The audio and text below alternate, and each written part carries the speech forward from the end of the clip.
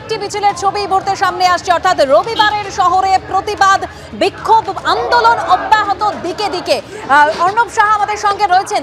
স্প্ল্যানেড থেকে একটি মিছিল শুরু হয়েছে। অর্ণব, দিনে দুবার ব্যবহার করো স্টপেজ ক্রিম আর নিজেকে রাখো evergreen. কেয়াশেড aroma therapy stoppage cream আর খুঁজে পাও নতুন আমিকে। দেখো, এই মুহূর্তে আমরা রয়েছি সেন্ট্রাল এভিনিউ এর ওপরে। ভিক্টোরিয়া হাউস থেকে মিছিল চালু হয়েছে বিভিন্ন স্কুল কলেজের প্রাক্তনীদের, এবং দেখতে পাচ্ছ মুক্ত করো ভয় এই শিরোনামে তারা এই মিছিল তারা সম্পাদন করছেন। শ্যামবাজার অবধি তাদের এই মিছিল যাবে। তাদের সঙ্গে আমরা কথা বলে নেওয়ার চেষ্টা করব কি বক্তব্য তাদের।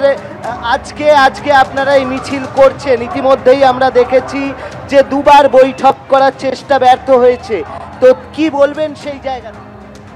বিষয়টা হচ্ছে ডাক্তাররা তাদের খোলা মনে তারা তাদের আবেদন রেখেছিল।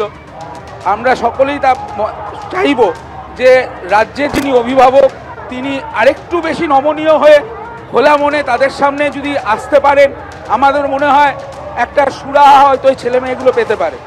অবশ্যই এখানে আমরা দেখতে পাচ্ছি মুক্ত করো ভয় রয়েছে। কেন মুক্ত করো ভয় এই শিরোনাম দিয়ে কেন আপনারা মিছিল করছেন? কি থেকে মুক্ত করো ভয়?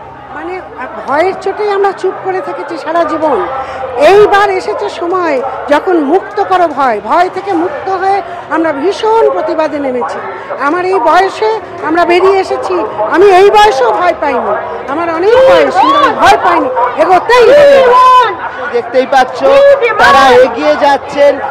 কি বলবেন আজকের এই মিছিলে যোগ দিতে? এর আগেও আপনারা মিছিল করেছেন, কি দাবি করছেন আজকে?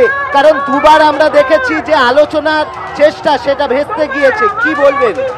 আমরা সবসময় চাই একটা পরের প্রজন্মকে একটা দুর্নীতি মুক্ত সমাজ দেখাতে চাই।